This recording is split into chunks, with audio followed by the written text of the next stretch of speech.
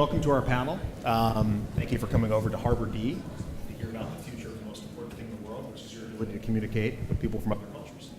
The last panel ended a little bit late, as you could all probably tell. Cue that was outside the door. So we're going to try to still land the plane on time, which means we'll really focus this on the most interesting insights. Generally at GSV, they don't do long introductions, right, because they're trying to keep the content, but I think it's really helpful for people to do what I would call the speed dating version of this, just so people can orient who's speaking and come back to the insights you're about to hear from this panelists. So let me start with Mark. Yeah. So I'm Markus Witte. I'm a co-founder and CEO at Babbel. Babbel is the app that gets you to speak a new language, obviously, on the panel. We're around 700 people worldwide and a couple of million paying subscribers. It's an interactive experience, and we consider ourselves to be the market leader in the app-based learning space. Thank you. Will you turn up a little bit on some of the speakers, if you can? Thank you. Mate. Hello, my name is Mait. I'm CEO at Linguist. Used to be a nuclear physicist, and then somehow my hobby building a language learning application for myself took me to this startup world, and now I have been building the company for 5 years. We're focusing on teaching vocabulary mostly. This is our strong suit. And the bigger goal is actually to develop a technology that enables accelerate human learning, so that it's not only for languages, but also for other fields of education. Super. Thank you, mate. I'm Katie Nielsen. I'm the Chief Education Officer at Voxy, which is a web and mobile platform that we use to teach English to learners all over the world. I started teaching English as a second language on an apple orchard when I was 20 years old, and I've been doing it ever since. I've been at Voxy almost since the very beginning, and I'm responsible for making sure that our platform is rooted in language learning science and that it works. Awesome. Great. Matt. I am a nuclear physicist. No. My name is Matt Hewlett. I've been with Rosetta Stone for about a year and a half. I'm the co-president of Rosetta Stone. Our mission in life and what gets us out of bed every day and morning is to make sure that anyone has the ability to learn to read, write, and speak with confidence. We have three really legs to the business. We have Rosetta Stone, our consumer product that's enjoyed by millions of people around the world. We have our E&E business, which is a B2B business where we sell language services to businesses, enterprises, public sector, K-12. And also we have a literacy business called Lexia, which is, we believe, the best product for K-12 students to learn how to read. So that's us. Fantastic. So let me just jump right in. 2019, right? If you go out of this conference, almost anywhere else in this country, around the world, a lot of people are talking about the rise of artificial intelligence. At the same time, the connections that people make are crucial in this business. And there's a mix of different types of services represented in the group. But I think you put it this way, Matt. Is it AI or HI? HI being human interaction, that's going to be essentially the mega trend as we look forward to language learning. Let me start with Katie. What do you think about that, this tension with respect to the full rounded picture? I think the tension is sort of unnecessary, that we can do a lot of things with AI that enable us to use technology for what computers can do best, so we can have humans do what people do best. Because you can't take people out of language learning. So what you can do is make what people do more focused and more efficient and use technology to enable that. Terrific. Marcus? I largely agree. I don't think that we can replace humans in language. A language is one of the things that's deepest built into us as humans. You can argue that language makes us human, and compared to us humans, machines actually suck at languages, at natural languages.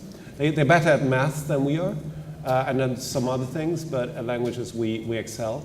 And there's a point of interacting with humans that makes us want to learn languages in the first place. Natural languages, that is.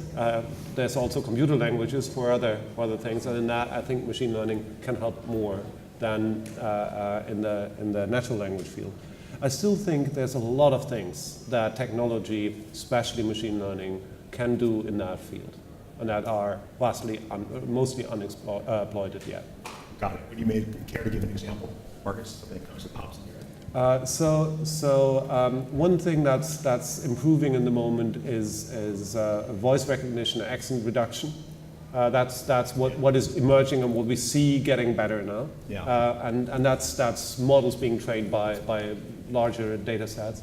But also when we look at what Mike does, space repetition and curves of forgetting, we can actually predict stuff there. Always if it's like kind of atomic elements of learning that are not necessarily connected to networks, it can help a lot.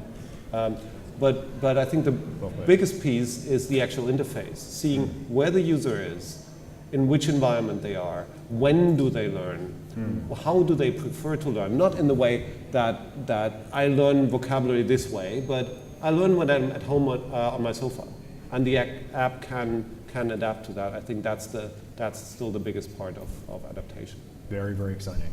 Mate? Yeah, I should create some tension to disagree with you, but I really can't, Yeah. because there are some things that humans can do better, and some things that computers can do better. And if we combine those in the language learning, then we get the best outcome. Computers are really good at measuring the memory, measuring the space repetition, making you to learn some things that you do not really need to learn in the classroom very, very fast. And so if you go to the classroom, then you have much more vocabulary and gunpowder to actually take the best out of the classroom and the teachers. So AI can really help in one domain, but humans are really a valuable part of the equation. Matt, do you agree or disagree? Unfortunately, I can't disagree with anybody on the panel. I think in cases of evaluating my taxes or driverless cars, I think AI does a wonderful job. I'm about a year and a half new to the ed tech space. This show is relatively new to me. And when I first started at Rosetta Stone, everyone kept saying pedagogy, pedagogy, pedagogy. And I'm like, what the heck is everyone talking about? Right. And the reality is, I kept asking the question, what's the best methodology to get everyone around the world to learn a language? And everyone started talking about HI versus AI. I think the answer, I don't know if anyone would disagree, I'd love to debate, is blended learning is the best way to learn. It just so happens it's very expensive to do that. You can't have, nor would it be somewhat creepy to have a tutor with you all day if you could afford it. People around the world can't afford tutoring. So I would say this. Yes, we can't replace human beings. I happen to like human beings. There are very specific things like our speech recognition technology that we have. It's very good at rote things and getting things down to the phenome. But I would say that if we can all figure out how to apply AI so that it supplements the work of a teacher or a tutor, that is an interesting technical challenge. So in the future, I think we should be shooting for 50-50. Why not? Why can't we have the world-class language access to people around the world that can afford it? So I don't think that we're having AI tutors 100%. Got it.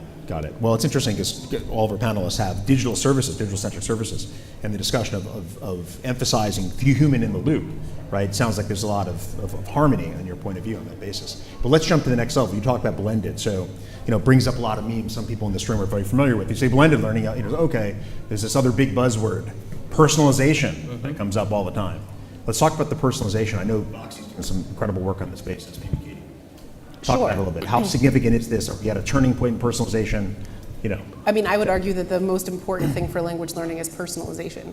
Fundamentally, learning a language is learning a skill, and human beings learn skills best when they can practice. Right. And adults don't pay attention to things that aren't interesting to them. So if you're asking them to learn how to speak English and you're giving them content that's not relevant and not interesting, then they won't pay attention, which is why you see that one-size-fits-all approaches where we teach everybody the words for apple and banana and book and airplane, they don't actually work. Right. So you should start with what people need, and the only way to do that is to have personalization at scale. So you can't have language learning without personalization, which we can use computers to do. Certainly, it sounds like a noble goal. I'm sure making that occur is quite difficult. It depends.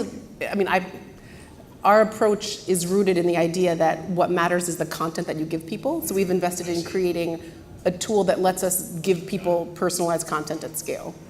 If you think that you want to write materials and personalize things that way, then yes, it would be an impossible task. And just one more tug at this. What does that mean to give content that's relevant to their context? Give us an example. Okay, so people learn languages for different reasons. I just gave a presentation last week where I looked at a bunch of learners who need to learn workplace English, and they wanted to do things that were as disparate as reading and writing resumes or being an entrepreneur, which different tasks. I should give those two people different lessons. The person who wants to learn to be an entrepreneur should watch videos of people networking and read what you're supposed to do when you offer someone your business card and understand how to write a business plan and pitch a business. Somebody who needs to write a resume needs to learn something entirely different. So we can't teach them the same way, we can't teach them the same thing, and we need to give them different tools. Got it. And connect to their motivation. Yes. Right. There's a not hard but a soft launch that happened today, right, on your platform. Yeah, we talk have, about this. I think it's personalization. We're very, very deep in the personalization because the whole idea of building that kind of software is in personalization, measuring every single thing that people learn individually, every single item or word. And now we are taking it to the next level so that we personalize the whole content so that people can type in some keywords and it automatically finds magically all of the other adjacent words that people need to know in this domain and generates the course in a couple of seconds, all of the example sentences, all of the audio files. And if people even do not want to type in these keywords, then they can just drop in some kind of text. For example, I'm working in a European Commission.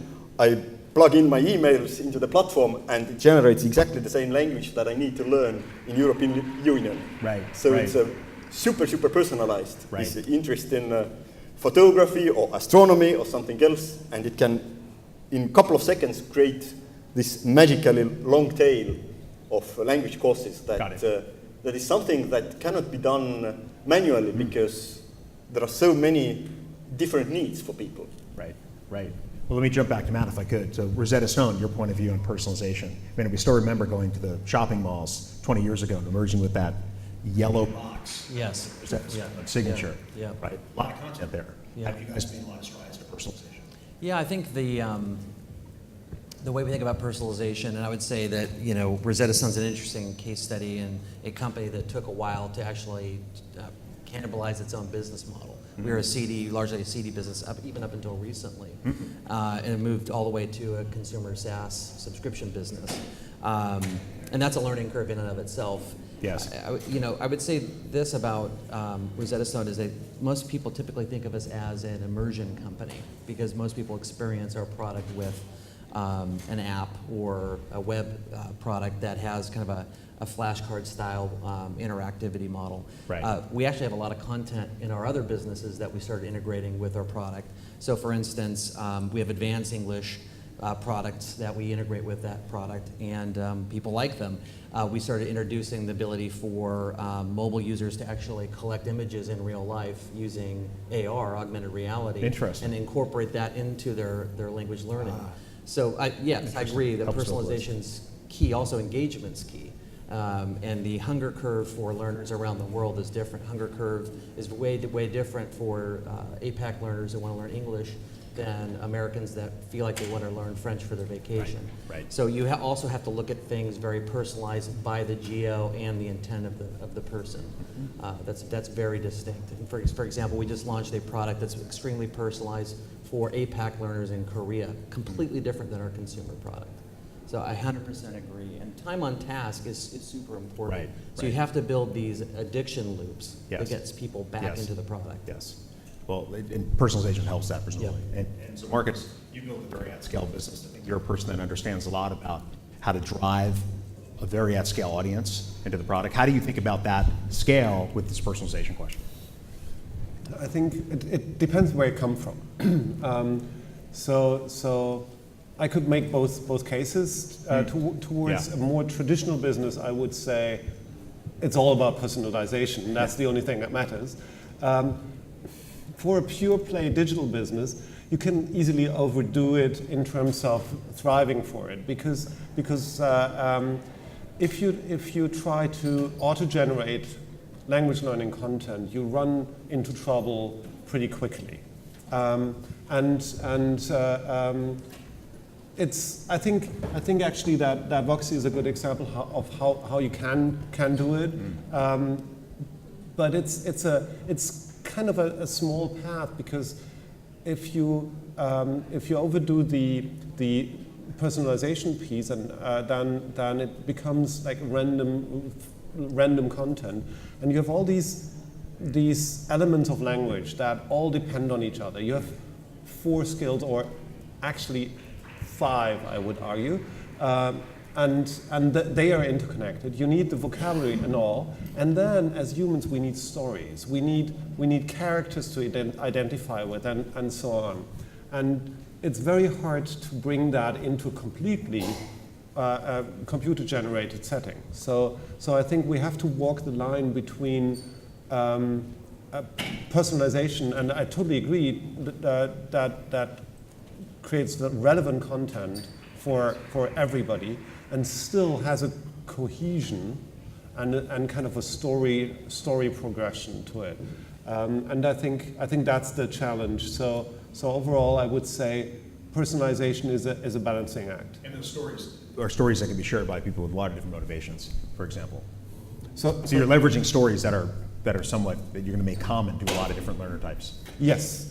So stories are important for us just as humans, yes. And especially in language learning, we think around situations and stories. We want characters to interact with and to identify with. Yes. And again, we need to put that into a context also with cultural learning and all the other things around language learning. And that's pretty complex stuff. Right. Katie, you want to I think we're mixing up a little bit personalization as done completely by machine and personalization that can be done by humans enabled by machine. Because I wouldn't say that all personalization that can be done automatically is what you want, because you do end up with a bunch of random out of context stuff that makes no sense. Yeah. Right. But if you can take the output of an algorithm and give it to a person to make a smart decision about what should be personalized, then you're doing what we were talking about at the beginning, which is leveraging what we can with technology to make instruction work as well as it can. Right. Understood. Well, it's interesting. We have 2 folks from America on the panel and 2 folks from Europe. I want to speak for a second about probably the biggest master question that exists here, which is, what do you think the capacity for fluency, everyday fluency, really is, given the time on task people can put into your platforms, given the existence of platforms you can reach into your pocket 24/7 and access? I mean, have we fundamentally changed the bar for fluency? And what are your personal points of view? You've dedicated a large part of your life here to this business. What do you think about this issue? Basically, do these tools make it possible to get to a higher level of fluency than we've ever experienced in civilization? Matt, how about that, Matt? Well, it's funny, as we were preparing for this panel, I started looking at my phone, and the screen time was saying I've been on my phone too much. I do think there's never been a time where, like, obviously we've captured the most amount of sound and photos in the last 10 years in the history of time. I do think there's a tremendous amount of efficiency that you can get through technology, but also a lot of distraction. And I guess it depends, from my perspective, on the hunger scale. So if someone is bound and determined as an immigrant, and for example, some of our ELs, I've seen some incredibly inspiring stories from somebody who is dedicating hours a day to get to fluency or near fluency because they have to, versus whether you want to. And so I think, while I believe in personalization, I believe in personalization of the also style of learning, whether you're procedural or declarative and how you turn things up or down based on your learning style. I do think it comes down to what's your motivation. So yes, I think people are going to get more fluent faster with technology, but I think it depends on where you're coming from. That's super helpful. Nate, jump in? Yeah, I'm thinking about it that fluency is something that you achieve when you actually use the language. You use it, you have some kind of purpose, and you use it. And the role of the softwares is to pick people up to the level where they can go out to the field and start using it. And probably there is possible to achieve fluency using a software as well, but what's the point of it? It will be a very boring journey. If you imagine you are playing football and you need to do some practices with the ball, and you never play the game. What's the purpose of practicing if you never play the game? So it's the same with the language. Marcus, maybe. Yeah, add on to that. Yeah. I couldn't agree more. If you learn just to get better at the app, you actually created a game, which might be Right, worth it right. and might be Right. nice to play, but it's not about learning. It might be unexpected for somebody who builds and sells a language learning app, but I think there's two things. One is the ability to get really fluent, to real fluency with just an app is limited. So for me, apps are if you want, the entry drug, and they're extremely successful in getting people to start learning a language. So what we see is many, many more people that start learning a language. Millions of Babbel users never would have gone to a store and buy a language learning book or a CD or enroll to a course. So when we ask our customers, which other products did you look at? They often say none. And that's the opportunity, and that's fantastic to see. That still means that from a certain point on, we have to add other means of learning. We have to put them in front of a teacher one way or another. I see. Well, that's very interesting. So you're saying the access to at least that very first step on the ladder is now more pervasive than ever before. So that's the achievement, perhaps, at this age. Katie, I know you've spent decades doing this. What's your POV? That you can do both at the same time. So you can use an app to get people interested, but you can also create real experiences using technology so that people can interact with teachers and other students and do all of it in a way that was not possible before we had the ability to teach virtual classes. Yes. You mentioned English language learners. I think I read about a month ago, as a country, we reach 4% of the adult English language learners who need access to instruction, and 96% can't access instruction at all.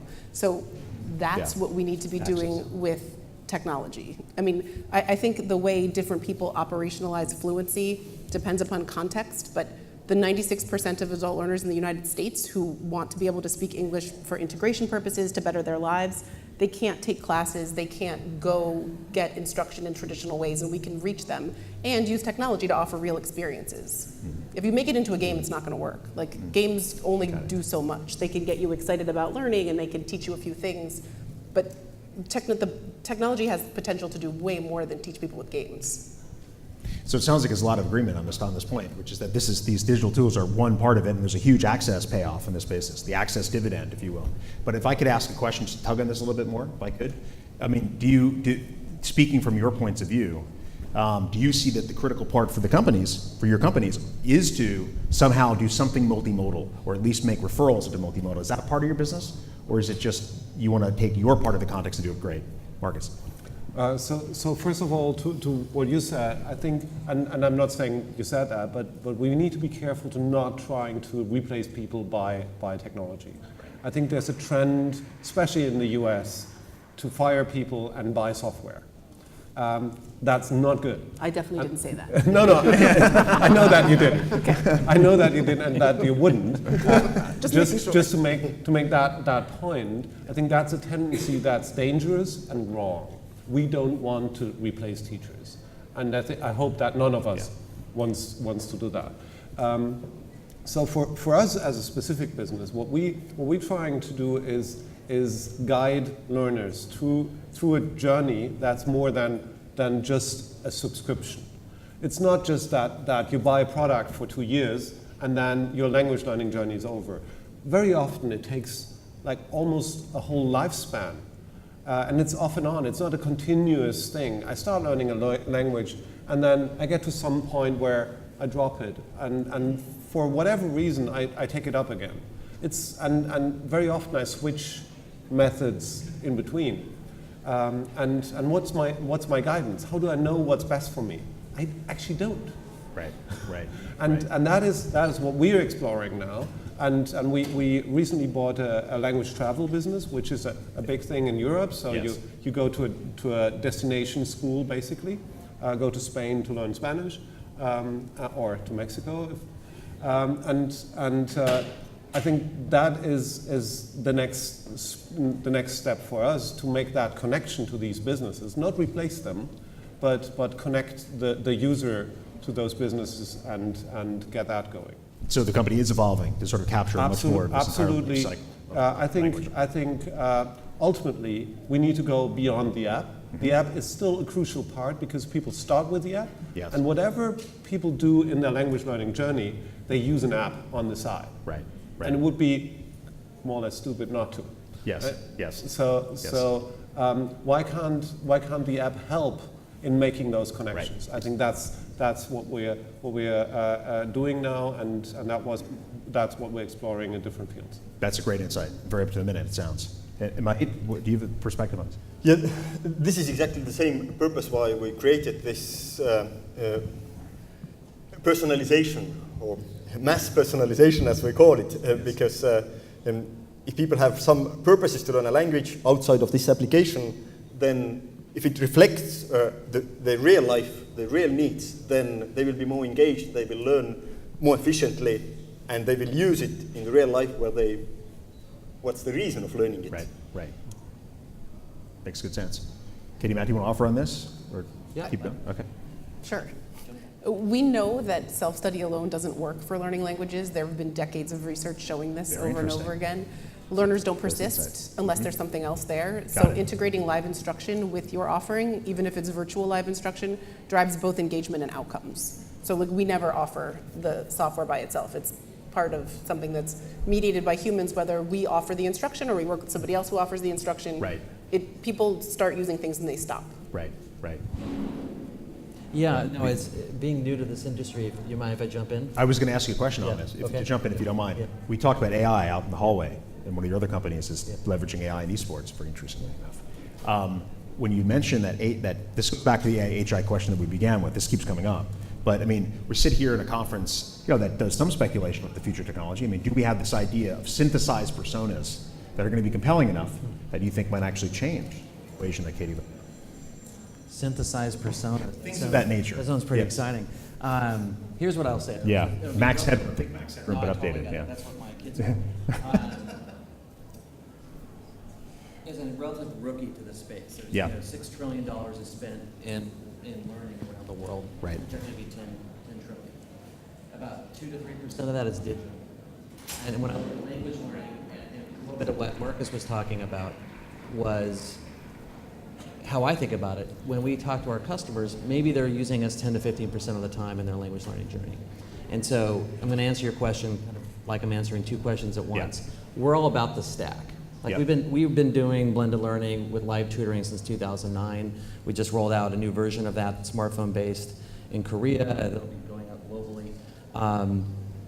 And the persona component. So yes, I think I think you're hearing that everyone's going after different modalities. We're going to start going Right. very, very deep into language learning and enhancing that live instruction experience and make it very personalized. So every time you talk to the tutor, they know exactly your learning preferences and they can very, very much personalize that experience. Not as a tutoring company, but as a company when you use humans, when you absolutely need them and need that context. And that personalized instruction. Now, to answer your question, do I think that there is a version of a virtual tutor that can offset some of your learning? 100%. Yeah. We're doing that in one of our new EL products that we're rolling out. We actually have animated personas that will be part of the product using our speech recognition technology. Right. And why is that important? People generally are afraid to fail. And so if you can actually practice prior to a real interaction, Very interesting. it's super helpful. So talk to Especially the tunes, practice, and then you go meet a live. Absolutely. You know, a smart Yeah. tune. Right, a smart tune. That's what's backed by machine learning, that's backed by pedagogy that works. Right. Absolutely. There are times when it makes sense. So as we spin around the track here, we're catching up for our previous, we're making up for our previous panels. I want to ask the big question, then we can open up to a question at a time, which is, it's 2019, right? So 1999, remember that? 2009, or now 2019, it feels like 99 again. But let's roll forward another 10 years on a totally different topic, which is this topic. If we did this panel in 10 years, despite that, probably doing some virtual reality setup, let's talk about, let's roll forward 10 years. What's different, Marcus? I think what's not going to be very different is formal education, unfortunately, because that's changing so slowly. And that will probably be one of the focus areas. How can we change school and how can we improve school? Yeah. I think by then, the the education for adults, lifelong learning, should be pretty much solved and mature. So I think by that time we will have methods to assist teaching that are just good enough. I think the challenge will be how do we bring that into the institutions, and how do we keep up, especially language learning, the relevance of language learning in institutions and in societies. Because what we see, especially in the English-speaking world, is that language learning is deprioritized. In this country, as well as in the UK, we see that very strongly, and that trend might go on. So one of the big things that we might argue about in 10 years is how can we get language learning back into schools, and how can we use technology in that and bring current technology into schools. Not probably a bit too pessimistic, but that's what I believe. Still got to crack the formal piece, what it would be, right? Katie, then I will circle back. I hope that in 10 years we talk about outcomes more than we have right now. That we don't have products that don't work. That the very first thing we do when we build a new platform is make sure that we understand how we're going to measure whether or not it works, and then we have clear metrics for measuring that as we go forward. Fantastic. And I know that this is a very important topic. You kind of looked at the side, you covered I don't know whether you accidentally introduced measurement, but this is something that we are very, very passionate about, because if we want to build a company that is really value-adding to the world, and we're building a company for making education better, then we have to be able to measure the learning. And it's incredibly difficult thing to measure. and I see as the main reason why many companies have failed to deliver the promises, because you can measure whether people go get an exam done. They learn very intensively before the exam. Afterwards, they forget everything. So, and there are not really methodologies to measure this long-term impact. But if we want to build a sustainable company in the educational space, then we have to be able to measure learning.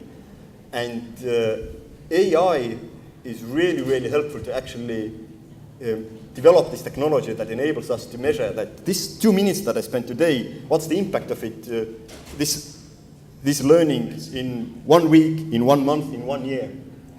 And I think this will be the game changer that will make education much, much, much more efficient in 10 years. I think we are not speaking in 10 years that we need 5 years to learn a language. I really don't think so. I think we're doing it in months. So the brain doesn't change. The brain doesn't change. That's a safe assumption. But the brains of these products change enough that we finally get. Thanks to the personalization and thanks to the AI that can accelerate that's great. Learning, Great way. we will be able to learn much, much, much more in 10 years. Rock and roll. Matt, do you want to finish off? I thought Mate was going to say he's all for Elon Musk's implant of the brain into Implant. the limbic system. Well, it's funny. I had one answer, and after listening to Mate, I changed mine. We won't be debating AI versus HR. Yeah. I know that. I know we won't be debating that, but I would say that hopefully we will be debating and hopefully having some solutions for the fundamental sea change that AI will have in terms of the amount of real learning and curriculum that has to change because jobs in certain industries are going to go away. And I think it's going to be extremely severe, and the education system has to adjust to that. Whether we can get there, I don't want to sound as pessimistic as Marcus, but unfortunately I am. And I do think that we are going to be debating that. Collaboration skills, communication skills, creative skills need to be shifted, focused on versus rote learning. And I think those are the things, unfortunately, we'll be debating. That sounds good. Just end on a low note, but it's similar. Well, it's going to be positive. Saying that humans stay important and human skills stay important, which is a terrific way. Well, round of applause for our panelists. Thank you.